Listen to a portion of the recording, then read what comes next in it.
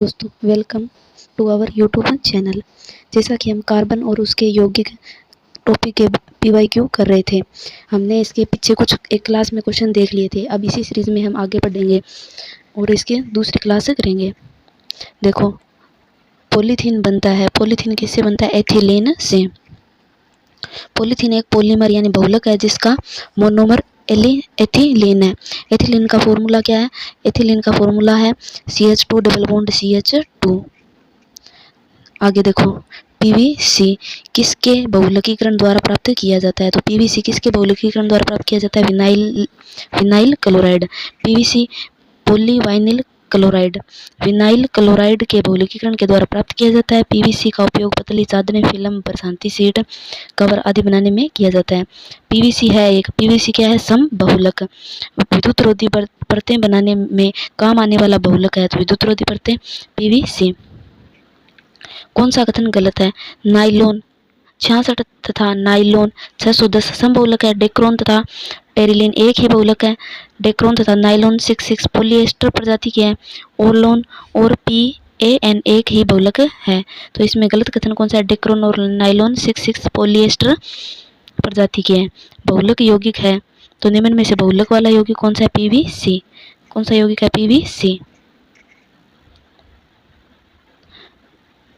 देखो आगे, कोयले की खानों में प्राय विस्फोट करने वाली गैस है। तो कोयले की खानों में विस्फोट करने वाली गैस कौन सी है? Methane gas. कौन सी गैस है ये? Methane gas. देखो, कोयला खनन से मीथेन का उत्सर्जन सुरक्षा की दृष्टि से बहुत गंभीर खतरा है। मीथेन का 5 से 15% की मात्रा हवा के संपर्क में आने से अत्यधिक विस्फोटक हो जाता है, जो प्राय सभी भूमिगत कोयला खानों में विस्फोटक के लिए जिम्मेदार है। बेकेलाइट, फिनोल तथा अन्य किसका समबहुलक है? बेकेलाइट, फिनोल और दूसरा किसका बहुलक है? फॉर्मेल्डिहाइड। फिनोल में यदि फॉर्मेल्डिहाइड मिला दिया जाए तो फेनोलिक रेंजिन बन जाता है, जिसे बेकेलाइट के नाम से जाना जाता है। बेकेलाइट कठोर होता है। इसका उपयोग रेडियो, टीवी, कैसेट, बाल्टी आदि बनाने में होता है। सिलिकॉन किसका पॉलीमर है? तो सिलिकॉन किसका पॉलीमर है? डाईएल्किलिक डाइक्लोरोसिलेन इसका बहुलक है। तो सिलिकॉन अक्रिय संश्लेषित यौगिक है जिन्हें तरह तरह के रूप से और तरह तरह के उपयोग है। ये प्राय रबर से उष्मारोधी होते हैं। सिलिकॉन का उत्पाद डाईएल्किलिक डाइक्लोरोसिलेन के जल अपघटन द्वारा होता है।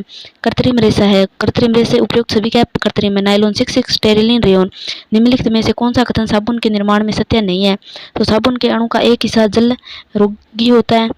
जब जल में घोले जाते हैं तो मिसेल बनाते हैं। साबुन की मिसेल कपड़ों से गंदगी साफ करने में सहायक है। लंबी श्रृंखला वाले कार्बोक्सिलिक अम्लों के सल्फोनिक लवण है। तो इसमें असत्य पूछा है, तो कौन सा है? चौथा इसमें असत्य है। चौथा इसमें क्या है? असत्य है। साबुन दीर्घ श्रृंखला युक्त वसा अम्लों जैसे स्टीएरिक अम्ल, ओलिक अम्ल तथा पोमेटिक अम्लों के सोडियम और पोटेशियम लवण है। सभी साधारण साबुन उच्च वसीय अम्लों जैसे स्टेरिक, पोमेटिक या ओलिक अम्ल के सोडियम पोटेशियम लवणों के मिश्रण होते हैं। वे साबुन जो उच्च वसीय अम्लों के सोडियम लवण जैसे कास्टिक सोडा, इसका उपयोग साबुन बनाने, कपड़ों को नरम करने, कपड़ों में चमक पैदा करने में किया जाता है, कड़े साबुन कहलाते हैं। इसका उपयोग कपड़ा धोने में किया जाता है। वे साबुन जो उच्च वसीय अम्लों के पोटेशियम लवण, कास्टिक, पोटास होते हैं, मुलायम साबुन बनाते हैं। इसका उपयोग नहाने में किया जाता है। पारदर्शक साबुन बनाने के लिए साबुन को एथेनोइक एसिड अल्कोहल के घोल में से निकाला जाता है। साबुन दीर्घ श्रृंखला वाले वसा अम्लों जैसे स्टेरिक अम्ल, ओलिक अम्ल और पोमेटिक अम्ल के सोडियम और पोटेशियम लवण होते हैं। इन्हें पेट्रोलियम उत्पादों से प्राप्त किया जाता है। साबुन को पारदर्शी बनाने के लिए, देखो, साबुन को पारदर्शी बनाने के लिए किस रसायन का उपयोग किया जाता है? तो एथेनोइक एसिड का उपयोग किया जाता है। निम्नलिखित में से एनायनिक डिटर्जेंट है। एनायनिक डिटर्जेंट कौन सा है? Sodium lauryl sulphate. रिनायनिक डिटर्जेंट दीर्घ श्रृंखला वाले प्राथमिक एल्कोहल के हाइड्रोजन सल्फेट के सोडियम लवण होते हैं। सोडियम लोरिल सल्फेट व सोडियम PN डोडेसिल बेंजीन सल्फोलेट। प्राकृतिक रेशे कौन सी है? ये सभी है। कपास, ऊन, सिल्क, ये सभी क्या है? प्राकृतिक रेशे। तो इसका उत्तर क्या होगा? 4। आगे देखो, थर्मोसेटिंग प्लास्टिक का युग्म है। थर्मोसेटिंग प्लास्टिक का युग्म कौन सा है? थर्मोसेटिंग बेकेलाइट और मेलामाइन। थर्मोसेटिंग प्लास्टिक वह प्लास्टिक है जो गर्म करने पर मुलायम हो जाता है और इच्छित आकार में डाला जा सकता है। इन्हें पुनः गर्म करने पर मुलायम नहीं बनाया जा सकता। ऐसे पदार्थ ताप दृढ़ बहुलक कहलाते हैं, जैसे बेकेलाइट, बिटल, मेलामाइन आदि। अब देखो, कपड़ों और बर्तनों को साफ करने के लिए डिटर्जेंट में क्या होता है, तो कपड़े तथा बर्तनों को साफ करने के लिए प्रयुक्त डिटर्जेंट में होता है सल्फोनेट। क्या होता है? सल्फोनेट। अपमार्जक डिटर्जेंट का एक विशेष प्रकार का कार्बनिक पदार्थ है जिसमें साबुन की तरह मेल साफ करने के गुण होते हैं। अपमार्जक मृदु कठोर दोनों प्रकार के जल में उपयोग किया जाता है। इनमें मुख्यतः सल्फोनेट होता है। कृत्रिम रेशा डेक्रोन बनाने में प्रयुक्त एकलक है, तो एकलक कौन सा है? एथिलीन ग्लाइकोल और टरथेलिक अम्ल। कौन सा है? एथिलीन ग्लाइकोल और टरथेलिक अम्ल। व्याख्या है इसकी। कृत्रिम रेशा डेक्रोन एथिलिक ग्लाइकोल तथा टरथेलिक अम्ल के से निर्मित किया जाता है। इसका ये फॉर्मूला दिया हुआ है। आगे देखो, साबुन के उत्पाद में सह उत्पाद है, तो साबुन के साथ में सह उत्पाद कौन सा है? ग्लिसरोल। तो देखो, ग्लिसरोल ग्लिसरीन साबुन का एक घटक है। आवश्यक तेल सुगंध के लिए जोड़ा जाता है। यह अपने मॉइस्चराइजिंग गुणों के लिए त्वचा की सूखापन को रोकता है। यह त्वचा की परतों व धीमी गति से नमी को खींचता या अत्यधिक सुखाने व वाष्पीकरण से रोकता है। आगे देखो, अपमार्जक डिटर्जेंट पृष्ठ को किस सिद्धांत पर साफ करते हैं, तो ये किस सिद्धांत पर साफ करते हैं? पृष्ठ तनाव के सिद्धांत पर साफ करते हैं। अपमार्जक पृष्ठ तनाव की पद्धति पर कार्य करते हैं। यह पृष्ठ तनाव को कम कर देते हैं। पानी का पृष्ठ तनाव अपमार्जक मिलाने पर क्या हो जाता है? घट जाता है। तो पृष्ठ तनाव किसी द्रव की सतह पर पृष्ठ का एक विशिष्ट गुण है। अपमार्जक मिलाने पर पृष्ठ तनाव घट जाता है। कृत्रिम डिटर्जेंट के अचक्रिय एवं अचक्रिय सल्फोनिक अम्ल के सोडियम लवण का मिश्रण है। कृत्रिम अपमार्जक 10 अथवा अधिक कार्बन परमाणुओं वाले एल्कोहल के सल्फ्यूरिक अम्ल व्युत्पन्न के सोडियम लवण होते हैं। सोडियम लोरिल सल्फेट और सामान्य अपमार्जक है। साबुन सामान्यतः उच्च वसीय अम्लों के सोडियम लवण होते हैं, जो sodium palmitic, sodium stearic, sodium oleate आदि। जब शुद्ध जल में डिटर्जेंट डाला जाता है तो पृष्ठ तनाव क्या होता है? घट जाता है। जब शुद्ध जल में डिटर्जेंट डाला जाता है तो पृष्ठ तनाव घट जाता है। विभिन्न द्रव्यों के पृष्ठ तनाव इस प्रकार है। जल 20 डिग्री सेल्सियस पर पृष्ठ तनाव कितना है? 0.073।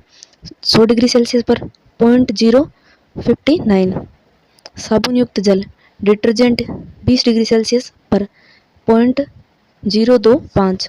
एल्कोहल 0.022। ग्लिसरीन 0.063।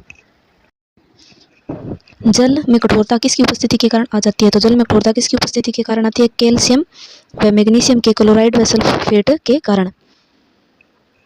व्याख्या, जब वह जल जो साबुन के साथ कठिनाई से जाग देता है उसे कठोर जल कहते हैं। जल में कठोरता उसमें कैल्शियम और मैग्नीशियम के बाइकार्बोनेट, क्लोराइड और सल्फेट, नाइट्रोजन आदि अशुद्धियां घुलने के कारण होती है। कठोर जल में से कैल्शियम व मैग्नीशियम निकलने की प्रक्रिया को कहते हैं तो जल का मृदुकरण। क्या कहते हैं? जल का मृदुकरण। जिस जल में साबुन घुलने पर जाग देता है उसे मृदु जल कहते हैं।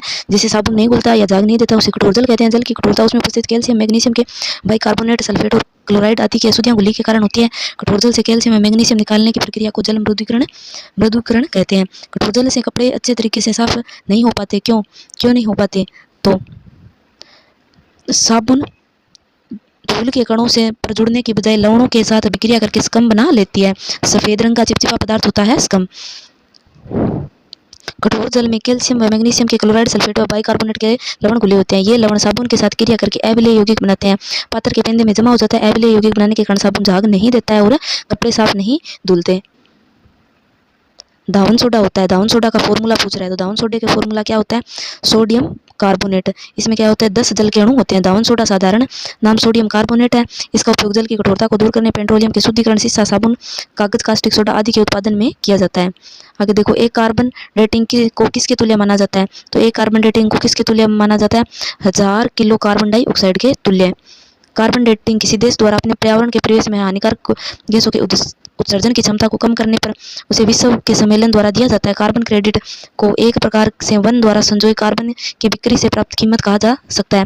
1 टन 1000 किलोग्राम कार्बन डाइऑक्साइड एक कार्बन क्रेडिट के बराबर है। कार्बन क्रेडिट एक व्यापार योग्य प्रमाण पत्र है जो एक कार्बन क्रेडिट के बराबर कार्बन डाइऑक्साइड या किसी अन्य ग्रीन हाउस गैस का उत्सर्जन करने की अनुमति देता है।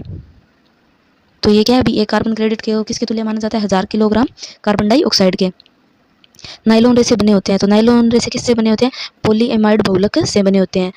पॉलीएमाइड एक प्रकार का बहुलक है जो एमाइड नामक एकलक को आपस में जुड़ने से बनता है। यह प्राकृतिक कृत्रिम दोनों रूप में पाया जाता है। सिल्क, प्रोटीन, ऊन, नायलॉन इसके उदाहरण है। प्रोटीन एक प्रकार का बहुलक है, एकलक अमीनो अम्ल है।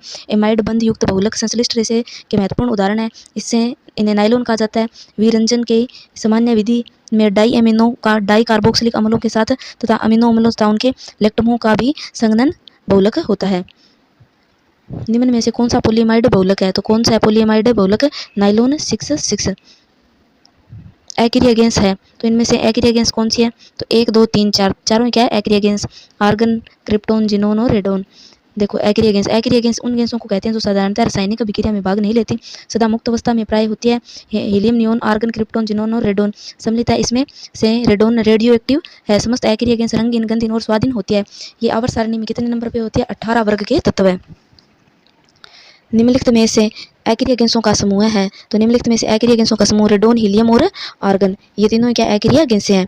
निम्नलिखित में से किसका उपयोग पॉलीथीन के संश्लेषण में किया जाता है? तो पॉलीथीन के संश्लेषण में किसका उपयोग किया जाता है? एथेन का उपयोग।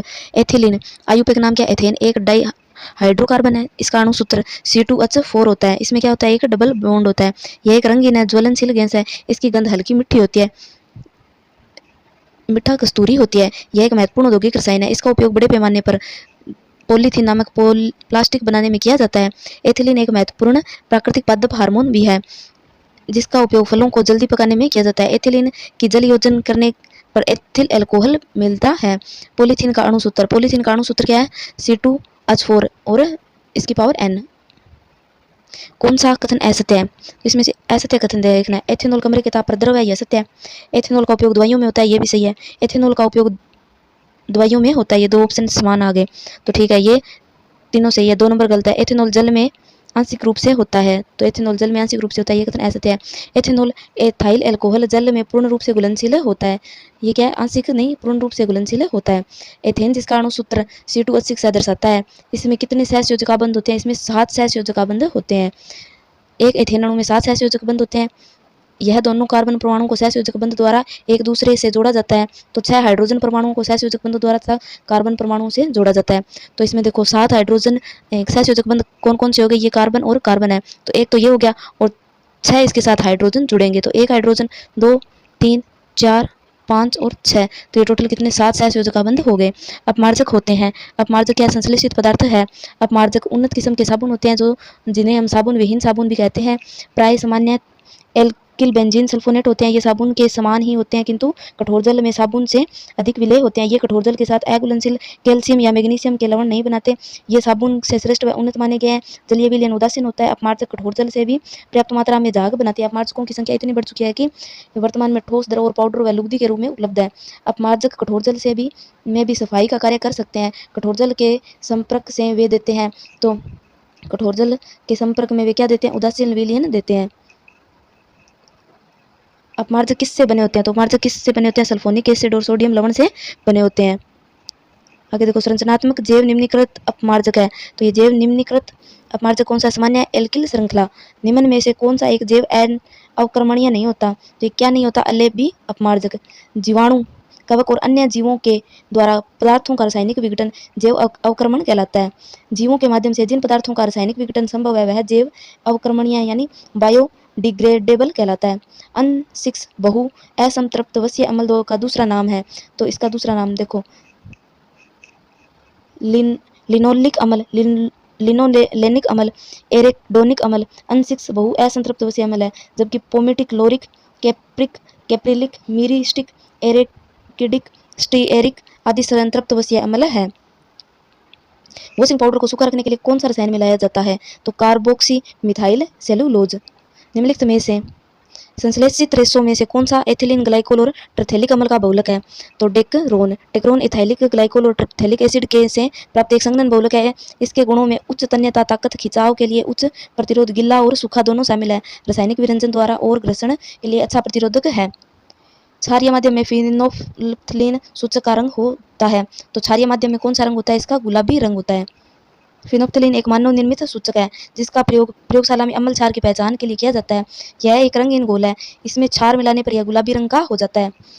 साबुन के अणु में होता है। तो साबुन के अणु में क्या होता है, एक जलरागी शीर्ष और एक जल विरागी पुंज। साबुन के अणु के दो भाग होते हैं, ध्रुवीय समूह जो ये क्या है, ध्रुवीय समूह ये आयन वाला होता है, और एक गैर ध्रुवीय समूह जो हाइड्रोकार्बन भाग है। ध्रुवीय समूह सिर कहलाता है और गैर ध्रुवीय समूह को पुंज कहते हैं। ध्रुवीय सिर की प्रकृति हाइड्रोफिलिक होती है यानी जल रागी, और गैर ध्रुवीय पुंज की प्रकृति जल विरागी होती है हाइड्रोफोबिक। निम्नलिखित में से कौन सा वायुमंडल में कार्बन डाइऑक्साइड का प्रधान योगदाता नहीं है? तो इसका प्रधान योगदाता ज्वालामुखी प्रस्फुटन।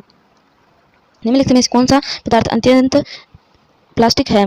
तो मृत्तिका। जो वस्तुएं विरूपक बल के हटा लेने लिए जाने पर पूर्ण अवस्था में पूर्णता प्राप्त कर लेते हैं उन्हें पूर्णता प्रत्यास्थ कहलाती है।